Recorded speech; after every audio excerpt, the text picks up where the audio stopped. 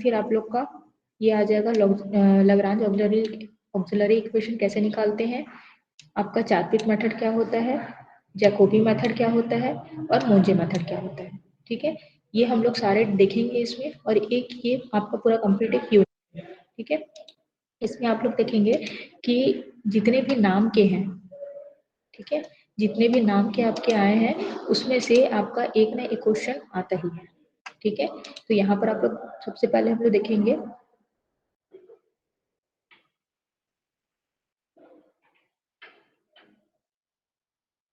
कि partial differential equation क्या होता है, उसको कैसे हम लोग डिनोट करते हैं। तो आप लोग यहाँ पर देखेंगे कि ये आपका दिया है कि द पार्शियल डिफरेंशियल इक्वेशन, ठीक है, the partial differential equation implies necessarily the existence of more than one independent variable।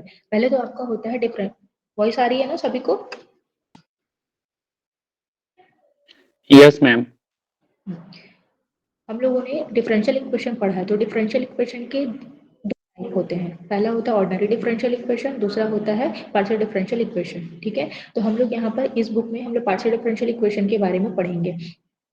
और यहाँ पर ये है कि पार्शियल डिफरेंशियल इक्वेशन क्या होता है कि आपके पास more than one independent variable होने चाहिए।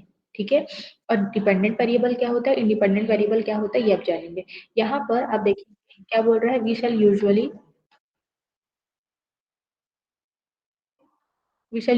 Take Z as dependent variable. ठीक है, मतलब कि यहाँ पर आपके पास क्या है, जेड आपके पास एक वेरिएबल है और दूसरा और वेरिएबल कौन से आपके एक्स और वाई। ठीक है, तो यहाँ पर आप देखेंगे कि जेड आपके पास क्या डिपेंडेंट वेरिएबल है और एक्स और वाई जो है आपके पास इंडिपेंडेंट वेरिएबल है। ठीक है, तो यहाँ पर आप लोग इसको रिप्रेजेंट कैसे करेंगे, थ्रू आउट द चैप्टर। अब ध्यान देना है कि किसको हम लोग कैसे रिप्रेजेंट कर रहे हैं। ठीक है, इस पूरे चैप्टर में या फिर इस पूरे बुक में आप कैसे नोटेशन लिखेंगे, del z by del x, del z by del y, del square z by del x square, del square z by del x del y, and del square z upon del y square. इसका मतलब क्या है कि z आपके पास dependent variable है और z किस पर डिपेंड कर रहा है, x और y पे। ठीक है, तो हम उसको क्या करेंगे, जो z आपका जो भी फंक्शन गिवन रहेगा उसको हम लोग क्या करेंगे, x के रिस्पेक्ट में डिफरेंशिएट करेंगे। तो यहाँ पर z आपके पास क्या है, डिपेंडेंट वेरिएबल है, और x आपके पास क्या है, इंडिपेंडेंट वेरिएबल है। ठीक है, उसी तरीके से इसका मतलब क्या है कि z आपके पास डिपेंडेंट वेरिएबल है और y आपके पास क्या है, इंडिपेंडेंट वेरिएबल है। तो हमको क्या करना है, जो z डिपेंडेंट है किस पर डिपेंड है, y पे, तो y के रिस्पेक्ट में हमको क्या करना है, z को डिफरेंशिएट करना है। उसी तरीके से z हमारे पास डिपेंडेंट वेरिएबल है, उसको x के रिस्पेक्ट में 2 बार डिफरेंशिएट करना है। ठीक है, यहाँ पर क्या है, z जो है एक सबसे पहले हम लोग y के रिस्पेक्ट में डिफरेंशिएट करेंगे, उसके बाद हम लोग उसको x के रिस्पेक्ट में डिफरेंशिएट करेंगे। ठीक है, और जो z है हमारे पास जो डिपेंडेंट वेरिएबल है उसको हम लोग y के रिस्पेक्ट में 2 बार डिफरेंशिएट करेंगे। तो इसको हम लोग रिप्रेजेंट कैसे करेंगे, del square z upon del y square. ठीक है, अब ध्यान देना कि जो del z by del x है, ठीक है, उसको हम लोग क्या बोलते हैं, स्मॉल p बोलते हैं। ठीक है, तो रिप्रेजेंटेशन आपका कहीं पर भी स्मॉल p अगर दिखेगा तो आपको समझना है कि स्मॉल p मतलब क्या है कि z का x के रिस्पेक्ट में पार्शियल डिफरेंशिएशन। ठीक है, इसी तरीके से q आपका क्या होता है, जब z है आपके पास डिपेंडेंट वेरिएबल तो उसको आपको क्या करना है, y के रिस्पेक्ट में क्या करना है, डिफरेंशिएट करना है एक बार। ठीक है, तब उसको हम क्या किसे रिप्रेजेंट करते हैं, q से। r क्या होता है हमारे पास कि जो z डिपेंडेंट वेरिएबल है उसको x के रिस्पेक्ट में 2 बार अगर डिफरेंशिएट करेंगे तब उसको हम किससे रिप्रेजेंट करते हैं, स्मॉल r से। स्मॉल s क्या होता है, जब z को हम लोग एक बार x के रिस्पेक्ट में और एक बार y के रिस्पेक्ट में डिफरेंशिएट करेंगे तो ये जो del square z upon del x del y जो है उसको हम लोग किसे रिप्रेजेंट करेंगे, स्मॉल s से। ठीक है, उसी तरीके से जो स्मॉल t है तो स्मॉल t आपके पास जो है वो कैसा होगा, del square z upon del y square. ठीक है, इतना क्लियर है सभी को, क्लियर है सभी को यहाँ तक। रिप्रेजेंटेशन आपको याद रखना है कि small p small q small r small s small t का मतलब क्या होता है। ठीक है, अब देखो the equation of the type, अब आपके पास ये कोई फंक्शन होगा, ठीक है, उसको हम लोग x के रिस्पेक्ट में डिफरेंशिएट करेंगे, y के रिस्पेक्ट में डिफरेंशिएट करेंगे, x के रिस्पेक्ट में 2 बार डिफरेंशिएट करेंगे, जो फंक्शन है उसको x और y के रिस्पेक्ट में डिफरेंशिएट करेंगे, और जो आपका फंक्शन है उसको, और वहाँ पर z क्या है जो डिपेंडेंट वेरिएबल है उसको y के रिस्पेक्ट में अगर 2 बार डिफरेंशिएट करते हैं, तो इस तरीके से ये जो पूरा बनेगा ना आपका, ये आपके पास क्या होगा, ये इसको ही हम लोग क्या बोलेंगे, पार्शियल डिफरेंशियल इक्वेशन। क्लियर है सभी को यहाँ तक? जी मैम।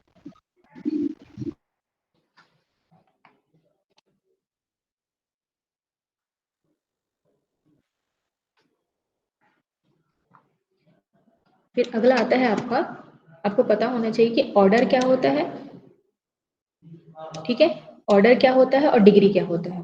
तो यहाँ पर ऑर्डर क्या होता है ये देखेंगे, the order of the partial differential equation is the order of its highest derivative. मतलब ऑर्डर आपके पास क्या होता है, कोई भी आपके पास पार्शियल डिफरेंशियल इक्वेशन गिवन है तो उसमें जो आपका हाईएस्ट क्या होगा, जो हाईएस्ट आपका क्या होगा डेरिवेटिव होगा, उसको ही हम लोग क्या बोलेंगे, उसका पावर बोलेंगे, ठीक है। जैसे आप लोग देखेंगे यहाँ पर फर्स्ट ऑर्डर पीडी मतलब partial differential equation, second order PD, ठीक है। तो यहाँ पर आप लोग देखेंगे क्या बोल रहा है, a first order partial differential equation for a function. अब आपके पास क्या है, जेड आपके पास क्या है डिपेंडेंट वेरिएबल है, और एक्स वाई आपके पास क्या है इंडिपेंडेंट वेरिएबल है, ठीक है। तो इसको हम रिप्रेजेंट कैसे करते हैं, z is equal to f of x y contains at least one of the partial derivatives. मतलब कि ये जो आपके पास फंक्शन है वो कम से कम एक ऐसा पार्शियल डेरिवेटिव है उसको क्या करना चाहिए, कंटेन करना चाहिए। जैसे कि आपके पास क्या है del z by del x या फिर del z by del y, ठीक है। तो उसको ही हम लोग क्या बोलते हैं, first order partial differential equation. जैसे आप देखेंगे ये वाला एग्जांपल जो है, x del z by del x plus y del z by del y, मतलब क्या है आपके पास, अगर ये वाला नहीं टर्म हो, ये वाला भी अगर टर्म नहीं हो, क्या बोल रहा है, at least one of the partial derivative, मतलब कि कम से कम इसमें से एक तो आपके पास क्या होना चाहिए, जो पार्शियल डेरिवेटिव है वो क्या करना चाहिए, कंटेन करना चाहिए कोई भी एग्जांपल में। जैसे यहाँ पर अगर del z by del y ना होके केवल x into del z by del x plus y equal to zero भी अगर होता, तो भी हम लोग क्या बोलते कि ये हमारे पास क्या फर्स्ट ऑर्डर डिफरेंशियल इक्वेशन है, ठीक है। उसी तरीके से आपका सेकंड ऑर्डर डिफरेंशियल इक्वेशन में आप लोग देखेंगे कि अभी तक हम लोगों ने क्या देखा था कि मतलब कि z को एक बार x के रिस्पेक्ट में किया है, या फिर जो z है डिपेंडेंट वेरिएबल उसको y के रिस्पेक्ट में डिफरेंशिएट किया है, ठीक है। तो वो आपके पास कंटेन होनी चाहिए, मतलब कि एक बार ही हम लोग क्या कर रहे हैं, डिफरेंशिएट कर रहे हैं, तो उसको हम लोग क्या बोलेंगे, first order partial differential equation. उसी तरीके से second order partial differential equation क्या होगा, second order partial differential equation for, अब ये आपके पास फंक्शन है z is equal to f of x y contains at least one of the partial derivative. मतलब आपके पास देखो यहाँ पर आप लोग देख लेते हैं फर्स्ट ऑर्डर का कौन सा है, मतलब फर्स्ट ऑर्डर मतलब क्या है कि एक बार डिफरेंशिएट हुआ वाला पार्शियल डेरिवेटिव, तो कौन सा है, del z by del x है और del z by del y है, ठीक है, एक ही बार है, इसलिए इसको हम लोग किसके कौन से क्राइटेरिया में रखें, first order partial differential equation में। उसी तरीके से second order partial differential equation में क्या है आपके पास, कि जो आपके पास फंक्शन है उस वो कम से कम एक पार्शियल डेरिवेटिव कौन सा, या तो del square z upon del x square हो, या फिर del square z upon del y square हो, या फिर del square z upon del x del y हो। ये तीनों में से कोई भी आपके पास कम से कम एक आपके पास क्या होने चाहिए, उस एग्जाम्पल में या उस क्वेश्चन में क्या होना चाहिए, कंटेन होनी चाहिए, ठीक है। But no partial derivative of order higher than two, ठीक है, ये चीज का ध्यान रखना है। जैसे ये फर्स्ट ऑर्डर का है तो ये फर्स्ट ऑर्डर वाले में हायर ऑर्डर के नहीं होंगे, ठीक है। उसी तरीके से सेकंड ऑर्डर है, उस सेकंड ऑर्डर वाले में सेकंड ऑर्डर के भी हो सकते हैं और फर्स्ट ऑर्डर के भी हो सकते हैं, ठीक है, लेकिन थर्ड ऑर्डर के नहीं होंगे, इस चीज का ध्यान रखना है, ठीक है। तो यहाँ पर जैसे एग्जांपल देखेंगे कि फाई आपके पास एक फंक्शन है, उसको एक्स के रिस्पेक्ट में 2 बार डिफरेंशिएट किए हैं, उसी तरीके से यहाँ पर फाई है उसको वाई के रिस्पेक्ट में 2 बार डिफरेंशिएट किए हैं, क्या 2 बार से ज्यादा आपके पास क्या उसका ऑर्डर है, नहीं है, ठीक है। तो ये आपके किस में होंगे, second order partial differential equation, ठीक है। फिर अगला चलते हैं, ये देखिए अभी आपके पास क्या बोल रहे हैं, आप second order partial differential equation अगर आप बोल रहे हैं, इसका मतलब क्या है कि क्या बोल रहे हैं, पर यहाँ पर ये चीज ध्यान देना कि पार्शियल डिफरेंशियल इक्वेशन तो हो, ठीक, सॉरी पार्शियल डेरिवेटिव तो हो जो कम से कम ये तीनों में से किसी एक को कंटेन करे, ठीक है।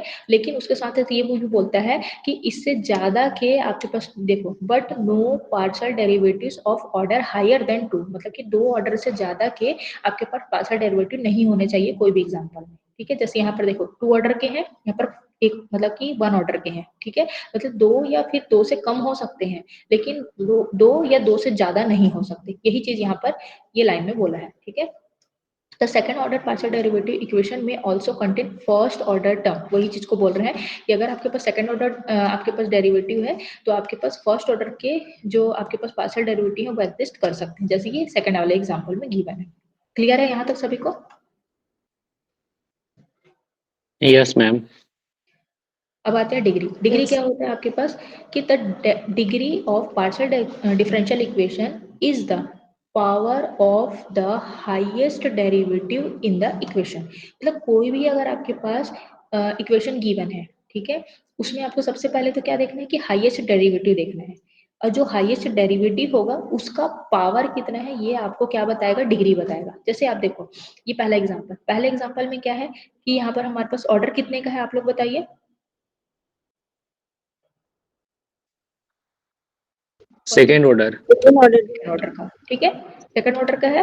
अब सेकंड ऑर्डर में ही उसका पावर कितना है आप देखिए, मतलब कि हम लोग इसको अगर इसको पावर में अगर लिखेंगे तो पावर में क्या हो जाएगा, पावर 1 ही होगा, इसका पावर होगा Yes, नहीं ma'am. होगा, ठीक है। तो ये चीज हमको ध्यान देना है। जैसे सेकंड एग्जांपल में आइए, सेकंड एग्जांपल में क्या फर्स्ट ऑर्डर भी है और सेकंड ऑर्डर भी है, लेकिन हमको यहाँ पर डिग्री कैसे पता चलेगा, क्या बोल रहा है, power of the highest derivative, मतलब जो हाईएस्ट डेरिवेटिव है ये तो 1 ऑर्डर का है और ये 2 ऑर्डर का है, तो ये 2 ऑर्डर का जो हाईएस्ट पावर है वही हाईएस्ट जो आपका पावर है वही क्या होता है, डिग्री।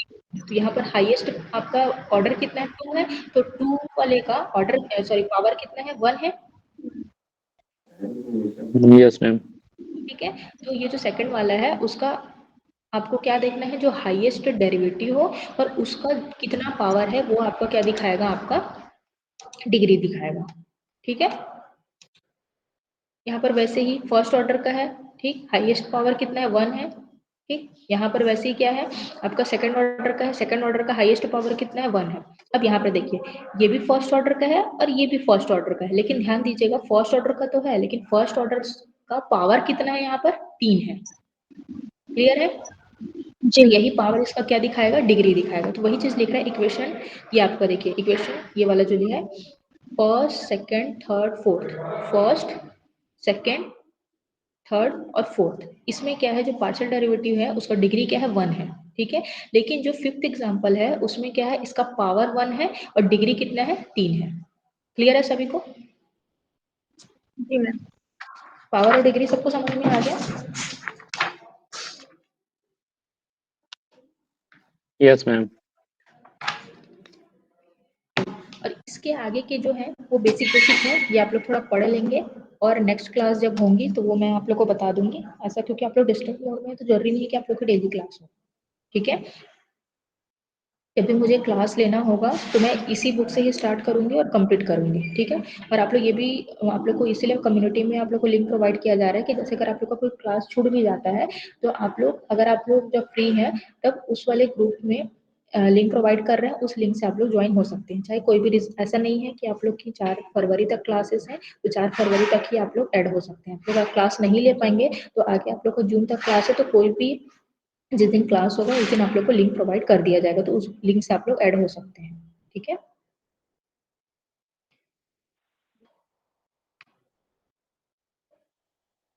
अब ये जो बेसिक बेसिक है ये आप लोग थोड़ा देख लेंगे, ठीक है, ये आप लोग को इजीली समझ में आ जाएगा। हम लोग सीधा देखते हैं पेज नंबर 7।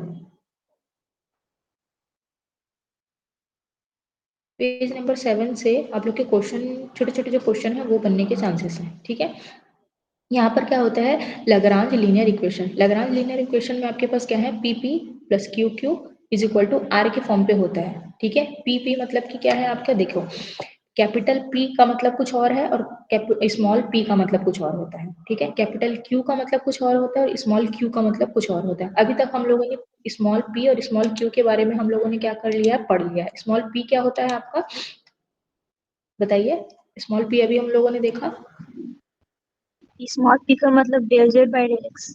डेल एक्स, ठीक है। उसी तरीके से स्मॉल q का मतलब होता है del z by del y, ठीक है। वही चीज यहाँ पर लिखा हुआ है, where p q r are function of x y z. यहाँ पर क्या है, जो कैपिटल P है, कैपिटल Q और कैपिटल R जो है वो आपके पास क्या फंक्शन है, किसके, एक्स वाई जेड के, ठीक है।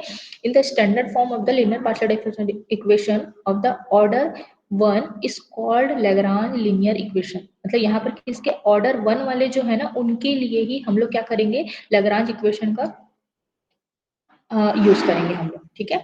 अब ये दो तरीके मतलब कि इसके अलग अलग टाइप है। जैसे अगर मान लीजिए कि आपके पास कोई भी इक्वेशन गिवन है, ठीक है, अगर यहाँ पर ये स्टैंडर्ड फॉर्म होते हैं, अगर आपके पास कोई भी इक्वेशन गिवन है उसमें अगर P और Q केवल हो, उसमें कहीं पर भी x y z ना दिखे, तो आपके पास क्या होते हैं, स्टैंडर्ड फॉर्म के होते हैं। कौन सा फॉर्म होता है, फर्स्ट स्टैंडर्ड फॉर्म होता है, ठीक है।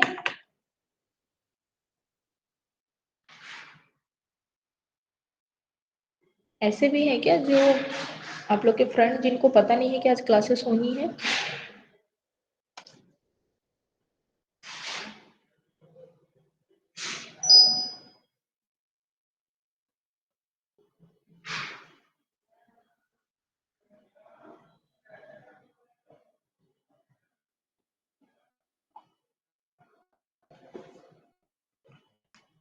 तो यहाँ पर जैसे आप लोग देखेंगे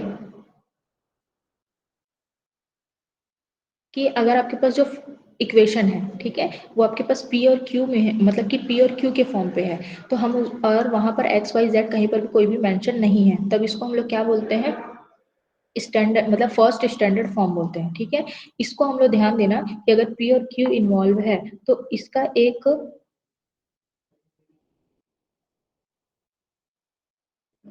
यहाँ मेंशन है कि नहीं है,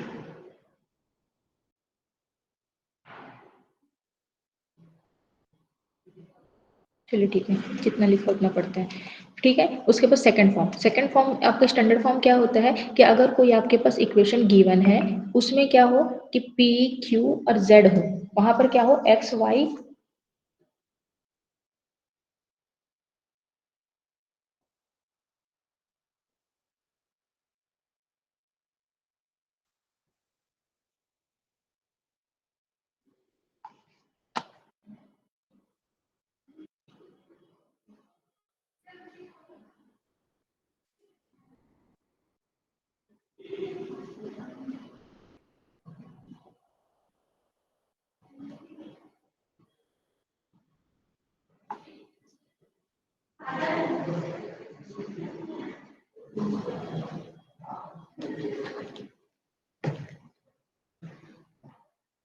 Z हो, P हो और Q हो, अगर ये अगर इन्वॉल्व है तो आप उसको क्या बोलेंगे, सेकंड स्टैंडर्ड फॉर्म बोलेंगे, ठीक है। उसके बाद आपका आता है, ये देखिए यहाँ पर अगर आप देखेंगे तो यहाँ पर आपके पास क्या है कि P है और Q है, तो आप लोग मुझे बताइए कि ये कौन सा स्टैंडर्ड फॉर्म है, फर्स्ट स्टैंडर्ड फॉर्म। ठीक है, फर्स्ट स्टैंडर्ड फॉर्म है। यहाँ पर भी कहीं पर भी x इन्वॉल्व नहीं है, y इन्वॉल्व नहीं है, z इन्वॉल्व नहीं है, तो यहाँ पर इस तरीके के जो इक्वेशन होते हैं ना वो कैसे होंगे आपके पास, फर्स्ट स्टैंडर्ड फॉर्म। ये छोटे क्वेश्चन में भी आ सकते हैं कि आपको कोई भी इक्वेशन गिवन हो और वो इक्वेशन देने के बाद आपको पूछ दे कि ये कौन सा स्टैंडर्ड फॉर्म है, ठीक है। तो इसका सॉल्यूशन कैसे होगा कि सबसे पहले तो ये देखेंगे कि इक्वेशन किस फॉर्म का है। जैसे क्या है f of p q is equal to 0, ठीक है। इसका मतलब क्या है कि जो भी आपका इक्वेशन है उसको 0 के इक्वेट करना है, मतलब आप क्या लिख सकते हैं इसको, P square plus Q square minus का 1 इक्वल टू 0, ये लिख सकते हो आप, ठीक है। अब यहाँ पर से आप लोग देखेंगे कि इसका जो सॉल्यूशन है वो कैसा होगा z is equal to a x plus b y plus c type का, जैसे आप लोग ये देखेंगे यहाँ पर स्टैंडर्ड फॉर्म है, ठीक है। ये देखिए अगर आपके पास f of P cube type का है अगर फंक्शन, यहाँ पर x y z क्या है इन्वॉल्व नहीं है, तो इसका जो सॉल्यूशन है वो कैसा होता है, z is equal to a x plus b y plus c type का होता है ये, ठीक है। जहाँ पर a और b आपके पास क्या है, कनेक्टेड है, मतलब कि यहाँ पर क्या बोल सकते हैं आपको कि इसको क्लेरेट फॉर्म भी बोलते हैं, ठीक है, ध्यान देना, इसको क्लेरेट फॉर्म भी बोलते हैं। यहाँ कहीं मेंशन पता नहीं है कि नहीं है, लेकिन इसको क्लेरेट फॉर्म भी बोलते हैं, ठीक है। इसको सॉल्यूशन कैसा हो जाएगा, z is equal to a x plus b y type का, b y plus c type का, ठीक है। तो ये देखिए इसका सॉल्यूशन क्या हो जाएगा, z is equal to a x plus b y plus c, ठीक। यहाँ पर a और b आपके पास क्या है, इस तरीके से गिवन है जैसे हम लोगों ने स्टैंडर्ड फॉर्म में देखा, f of a b equal to 0। अब देखिए p के जगह यहाँ पर a है और b के Q की जगह हमारे पास क्या है B है, तो यहाँ पर पुट कर दिए P की जगह A और Q की जगह B, तो ये क्या होगा a square plus b square is equal to 1। जब इसकी वैल्यू निकालेंगे तो क्या होगा b square is equal to 1 minus a square, ठीक है, स्क्वायर रूट लेंगे तो b is equal to square root of 1 minus a square, ठीक है। इसका जो कंप्लीट सॉल्यूशन है वो कैसा होता है, एक मिनट रुकिएगा।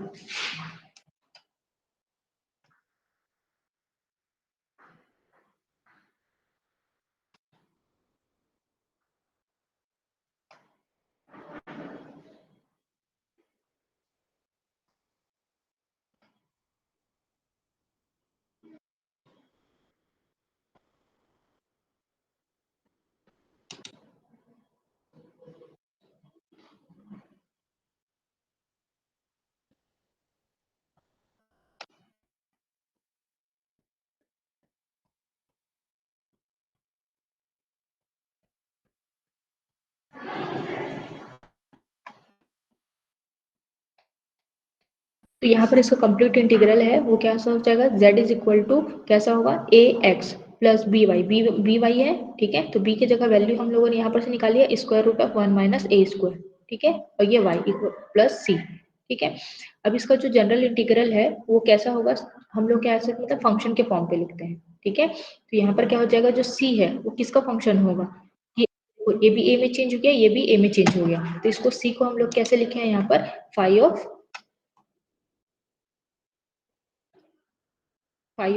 ए, ठीक है।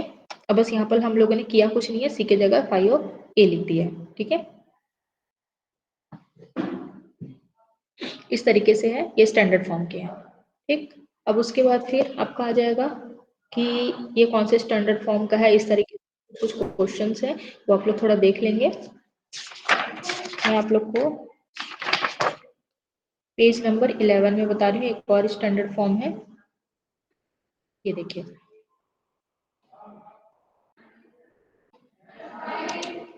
यहाँ पर आप लोग देखेंगे कि थर्ड स्टैंडर्ड फॉर्म में क्या होता है कि आपके पास f1 xp is equal to f2 yq type का, मतलब आप ये बोल सकते हैं कि x और p का हमेशा रिलेशन होता है और y और q का, मतलब कि हम लोग xp वाले जो फंक्शन गिवन होंगे उसको हम सेपरेट कर सकते हैं और yq वाला जो फंक्शन है उसको हम लोग क्या कर सकते हैं, सेपरेट कर सकते हैं, तो उसको हम लोग क्या बोलते हैं, थर्ड इक्वेशन स्टैंडर्ड फॉर्म बोलते हैं, ठीक है। उसी तरीके से यहाँ पर फोर्थ स्टैंडर्ड फॉर्म, तो फोर्थ स्टैंडर्ड फॉर्म में क्या ऐसा होता है कि z is equal to p x, मतलब कि p मतलब क्या है आपका del z by del x है, और q मतलब क्या है del z by del y, मतलब कि x वाले मतलब कि p का जो रिलेशन है वो x के साथ आपको दिखेगा, जो q का रिलेशन है वो y के साथ दिखेगा, और यहाँ पर जो है कि प्लस के साथ जो फंक्शन मिलेगा वहाँ पर p और q ही होंगे, वहाँ पर x y या फिर z नहीं होंगे, ठीक है। तो इस तरीके का हमारे पास क्या हो जाएगा, स्टैंडर्ड फॉर्म 4। होल्ड कीजिएगा एक मिनट।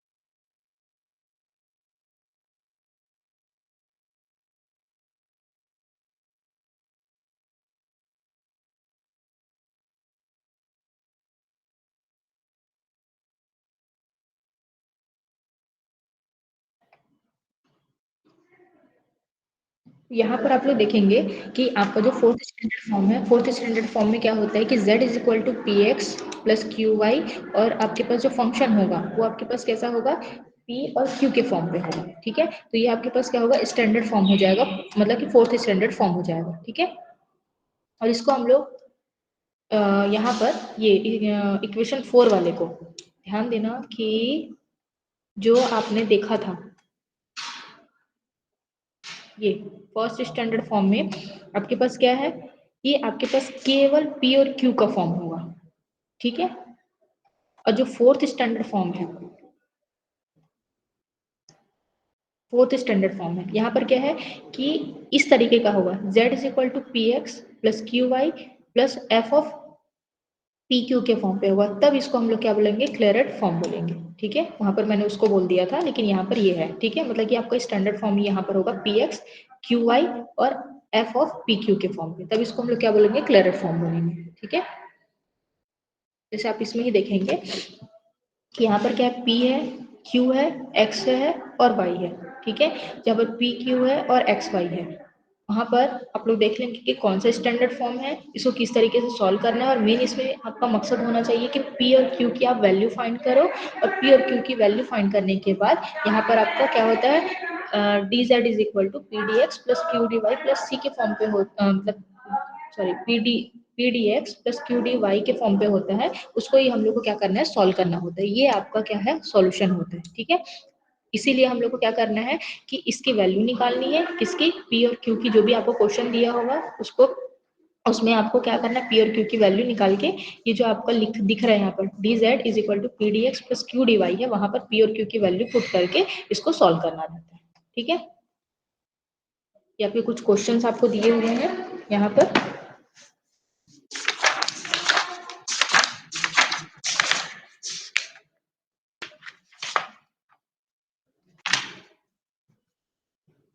अब आप लोग आ जाइए पेज नंबर 20 में, ठीक है। मेन जो आपका लैग्रांज इक्वेशन जहाँ से शुरू होता है, ऑक्सिलरी इक्वेशन 20 है, 19 है, ठीक है।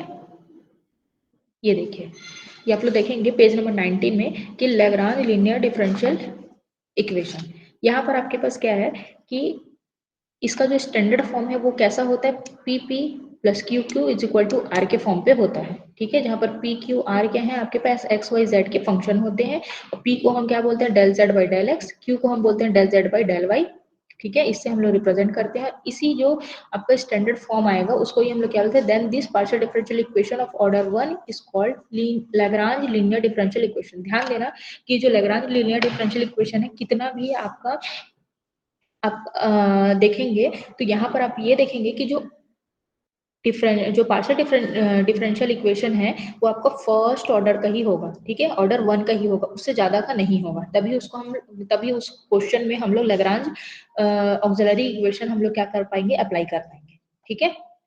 क्लियर है, ये कब अप्लाई करना है, क्योंकि इसके आगे और बढ़ते जाएंगे, लैग्रांज आएगा, उसके बाद फिर आप लोग का मुंजे मेथड आएगा, ये सब आएंगे जब, तब आप लोग कंफ्यूज हो जाएंगे कि कब कौन सा क्वेश्चन देके अप्लाई करना है। तो ध्यान देना कि आपका standard form p p plus q q is equal to r के फॉर्म पे होता है, और लैग्रांज डिफरेंशियल इक्वेशन जो है वो कब, मतलब कि लैग्रांज ऑक्सिलरी इक्वेशन है उसके लिए हम जो सॉल्यूशन है वो कब निकालते हैं, जब आपका जो पार्शियल डिफरेंशियल इक्वेशन है वो कैसा हो, फर्स्ट ऑर्डर का हो, तब हम लोग इस मेथड का यूज करते हैं, ठीक है। क्लियर है सभी को यहाँ तक?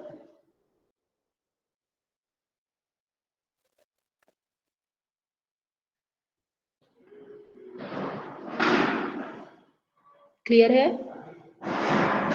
मैम ये लेग्रांज लीनियर डिफरेंशियल इक्वेशन और एक बार बता दीजिए ना। हाँ, देखिए मैंने कहा कि आप ये मेथड कब अप्लाई करेंगे, क्योंकि आगे आप लोग को बहुत सारे मेथड मिलेंगे, ठीक है। जैकोबी मेथड मिलेगा, मुंजे मेथड मिलेगा, क्वेश्चन देख के आप लोग को समझना है कि यहाँ पर अगर कुछ भी नहीं बोलता है कि बाय दिस मेथड अगर नहीं बोलता है, तो आपको क्वेश्चन देख के समझ रहे हैं कि आप वहां पर कौन सा मेथड अप्लाई कर पाएंगे, ठीक है। ये तो पहला आपका डिफरेंशियल इक्वेशन है, और एक मेथड है, ठीक है, लैग्रांज ऑक्सिलरी इक्वेशन, ठीक है। तो यहाँ पर आप कब अप्लाई करेंगे? सबसे पहले तो आपको ध्यान देना है कि जो भी आपका डिफरेंशियल इक्वेशन या फिर इक्वेशन गिवन है वो पहला आपका किस फॉर्म का होना चाहिए? PP plus q q is equal to r के फॉर्म पे, इस तरीके का होना चाहिए। दिख रहा है सभी को ये वाला? PP plus q q is equal to r के फॉर्म पे होना चाहिए, ठीक है। और Yes, sorry ma'am. P capital P capital Q और कैपिटल R का मतलब ये है कि जो कैपिटल P कैपिटल Q और कैपिटल R हैं वो आपके X Y और Z के फंक्शन होने चाहिए, ठीक है। और स्मॉल p स्मॉल q का मतलब क्या है कि स्मॉल p का मतलब ये है कि जो z है उसको हमको क्या करना है, x के रिस्पेक्ट में डिफरेंशिएट करना है, तो उसको हम किससे रिप्रेजेंट करते हैं? स्मॉल p से। और स्मॉल q का मतलब ये है कि जो z है आपके पास, जो डिपेंडेंट वेरिएबल है, उसको y के रिस्पेक्ट में जब डिफरेंशिएट करेंगे तो उसको डिनोट करेंगे स्मॉल q से, ठीक है। तो ये जो कंप्लीट आपका जो डिफरेंशियल इक्वेशन है, पार्शियल डिफरेंशियल इक्वेशन है, उसको ही हम लोग क्या बोलते हैं? लैग्रांज लीनियर डिफरेंशियल इक्वेशन, ठीक है। और ये कैसा होता है? फर्स्ट ऑर्डर का होता है, ध्यान देना, ऑर्डर 1 का ही होता है, उससे ज्यादा का नहीं होता है, ठीक है। ऑर्डर 1 हम लोग क्यों बोल पा रहे हैं? क्योंकि इसमें यहाँ पर क्या है? स्मॉल p और स्मॉल q है। क्या यहाँ पर आपको किसी को s t या फिर आपको r दिख रहा है? क्या नहीं दिख रहा है? नहीं दिख रहा है, इसका मतलब क्या है कि ऑर्डर 1 का है, ठीक है। क्लियर है आप? Yes, ma'am. चलिए, अब इसमें ये तो आपको पूरा मेथड दिया हुआ है, ये जानना नहीं है आप लोग को। आप लोग ये देखिए कि इसका ज्योमेट्रिक रिप्रेजेंटेशन भी उतना वो नहीं है, आप क्वेश्चन देखेंगे तो समझ जाएंगे। ये देखिए, ये है आपका पेज नंबर 21 में। पेज नंबर 21 में आपका ये स्टेप दिया गया है, स्टेप 1 स्टेप 2 स्टेप 3, ठीक है। ये आपको स्टेप याद रखने हैं कि किसके बाद क्या करना है, ठीक है। सबसे पहले आपको ये देखना है कि कोई भी क्वेश्चन अगर आपको दिया हुआ है तो इसमें हम लोग लैग्रांज मेथड अप्लाई कर पाएंगे कि नहीं कर पाएंगे। सबसे पहले तो आपको ये देखना है, मैंने यही बताया कि PP plus q q is equal to r के फॉर्म पे होना चाहिए, पहला स्टेप तो आप ये देखेंगे। दूसरा स्टेप ये होता है कि आप इसके बाद ये निकालने के बाद आप लोग क्या करेंगे? कंपेयर करेंगे जो भी क्वेश्चन है, वहां से आप देखेंगे कि p का स्मॉल p का कोफिशिएंट क्या है, स्मॉल q का कोफिशिएंट क्या है और r क्या है, ठीक है। ये चीज आप लोग को सबसे पहले ध्यान देना है, ठीक। तो आपका जो भी कैपिटल P होगा उसको आप देखेंगे, उसको आप लोग साइड में लिखेंगे कि कैपिटल P यहाँ पर मतलब स्मॉल p का कोफिशिएंट क्या दिया हुआ है, स्मॉल q का कोफिशिएंट क्या दिया हुआ है, कैपिटल Q की वैल्यू वहां पर रखेंगे, कैपिटल R क्या दिया हुआ है वो आप कंपेयर करके वहां से आप लिख लेंगे। सेकंड स्टेप आता है आपका लैग्रांज ऑक्सिलरी इक्वेशन निकालना। इसको कैसे निकालते हैं हम लोग? dx upon capital P is equal to dy upon capital Q is equal to dz upon capital R, ठीक है। ये आपका सेकंड स्टेप होता है, ठीक है। अब थर्ड स्टेप में क्या होता है कि जो भी आपको मेन क्या करना है, आपको सॉल्यूशन निकालने हैं। तो क्या बोल रहा है? Now find two independent integral से u is equal to a v is equal to b। मतलब आपको क्या करना है, ये तीन आपको रेशियो मिल जाएंगे, तो ये तीन रेशियो से आपको क्या करना है? इंडिपेंडेंट इंटीग्रल फाइंड करने हैं, ठीक है, इन्हीं को सॉल्व करके। Then we obtain the general integral of the given differential equation. अब ये क्या होगा? इससे हम लोग को एक इंटीग्रल मतलब इंडिपेंडेंट इंटीग्रल मिलेगा और यहाँ पर से हम लोग को दो इंडिपेंडेंट इंटीग्रल मिलेगा। इसको ही हम लोग को क्या करना है? फंक्शन के फॉर्म पे इस तरीके से लिखना है। इसको ही हम लोग क्या बोलते हैं? डिफरेंशियल इक्वेशन, ठीक है। मतलब इसका जनरल इंटीग्रल है, ठीक है। डिफरेंशियल इक्वेशन का जनरल इंटीग्रल क्या होता है? F of u v is equal to 0 के फॉर्म पे, ठीक है। Sometimes we use a set of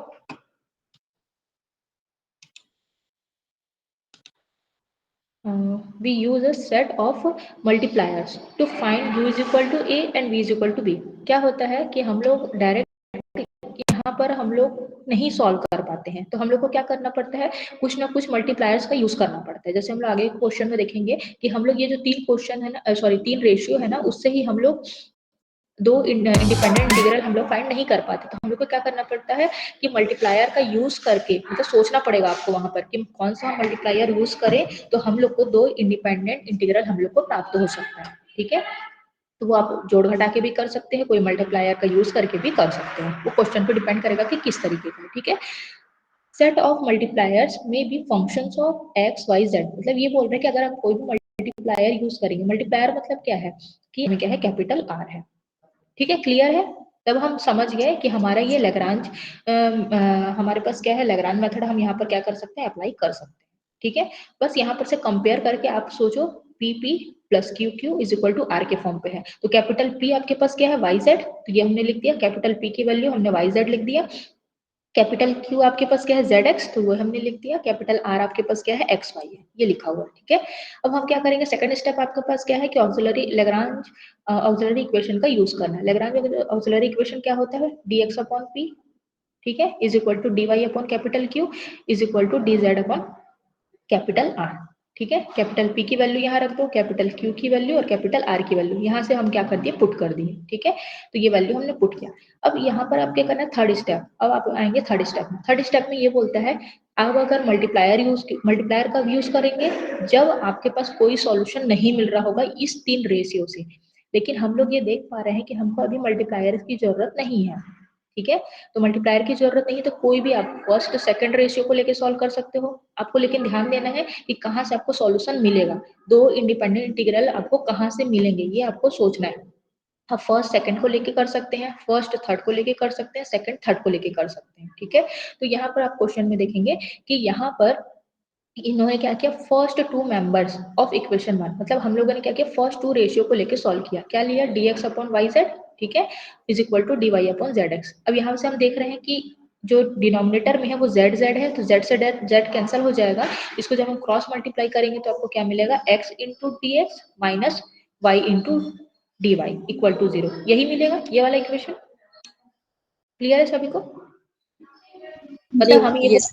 कि x वाले को हमको सेपरेट करना है, y वाले को सेपरेट करना है, जिससे हम क्या करें, उसको इंटीग्रेट कर पाए, ठीक है। अब इसको हम इंटीग्रेट कर सकते हैं, ठीक है। ये x का इंटीग्रेशन क्या होगा, x square by to, y का इंटीग्रेशन क्या होगा, वाई स्क्वायर बाई टू, और ये राइट हैंड साइड में जीरो का क्या हो जाएगा, कांस्टेंट, तो कांस्टेंट हमने c ले लिया मान लो, ठीक है।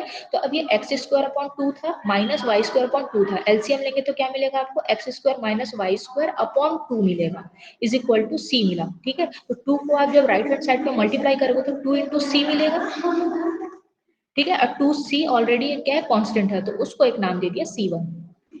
क्लियर है इतना? Yes ma'am. Yes ma'am. अगली क्लास से मैं कोशिश करूंगी कि मैं हैंड रिटन में लिख के आप लोग को समझाऊं। आज थोड़ा पॉसिबल नहीं हो पाया अभी कुछ डिपार्टमेंटल वर्क की वजह से, ठीक है। इतना क्लियर है आप लोग को? Yes ma'am. जी मैम। Yes ma'am. अब देखिए, अब ये हम लोग को एक इंटीग्रल, हम लोग को इंडिपेंडेंट इंटीग्रल मिल गया, लेकिन अब हमको कितना चाहिए था, ध्यान दीजिए, कितना चाहिए था हम लोग को, दो चाहिए था। Now find two independent variable. अब एक तो हम लोग को मिल गया। अब हमको ये हम लोगों ने पहले क्या किया, फर्स्ट रेशियो लिया और सेकंड रेशियो लिया। अब कोई भी आप ले लीजिए, जैसे यहाँ पर आप देखेंगे सेकंड और थर्ड रेशियो लिया है, तो सेकंड और थर्ड रेशियो जब लिया है तो यहाँ पर से क्या होगा, एक्स एक्स कैंसिल आउट हो जाएगा, तो आपको क्या मिलेगा, वाई डी वाई माइनस का z d z equal to 0। फिर से हमने इसको इंटीग्रेट किया तो y का इंटीग्रेशन क्या होगा, y square by two minus Z square by two, ठीक है, इक्वल टू मान लीजिए कुछ भी आप ए मान लीजिए, ठीक है, कांस्टेंट इधर हो जाएगा राइट हैंड साइड में। तो जब यहाँ पर इसका एलसीएम लेंगे तो y square minus Z square upon two is equal to a हो जाएगा, ठीक है। फिर अब ये जो डिनोमिनेटर में टू था उसको हम जब क्रॉस मल्टीप्लाई करेंगे तो आपको क्या मिलेगा, y square minus Z square is equal to two a मिलेगा। तो टू एक खुद कांस्टेंट है तो उसको हम नाम दे देते हैं C2। क्लियर है?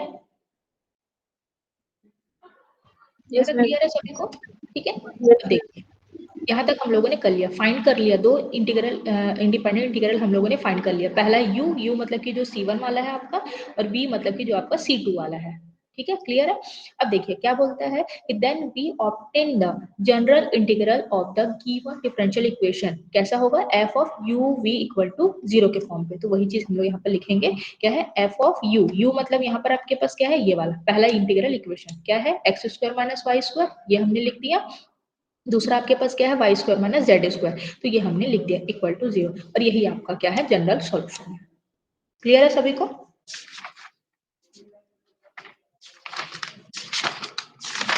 यहाँ तक क्लियर है सभी को? जी मैम। यस ठीक मैम। है। अब देखिए, इससे रिलेटेड जितने क्वेश्चन हैं वो आप लोग करेंगे, और क्योंकि मैं एक दिन में एक ही मेथड बताऊंगी ताकि आप लोग को समझने में इजी पड़े, ठीक है। फिर इससे बहुत सारे क्वेश्चंस ये दिए हुए हैं, और या फिर जो PYQ में अगर आए होंगे वो आप लोग देख सकते हैं, और नेक्स्ट क्लास में हम लोग चार्ट मेथड पढ़ेंगे, ठीक है। ये आपका पेज नंबर 32 में है। अभी ये सारे आपके लैग्रांज इक्वेशन से ही रिलेटेड हैं सारे क्वेश्चन, ये, ठीक है। नेक्स्ट क्लास में हम लोग चार्ट मेथड पढ़ेंगे, ठीक है, तब तक आप लोग ये जितने भी क्वेश्चन मैंने बताए हैं, मतलब एक आपने मैंने बता दिए हैं, अगर उसमें कोई डाउट होगा तो वो आप लोग नेक्स्ट क्लास में पूछिएगा। ठीक है, क्लियर है आज का क्लास सभी को? Yes, ma'am. जी मैम। चलिए ठीक है, thank you. Yes, ma'am. Thank you. Class and करते हैं। Okay, thank you ma'am.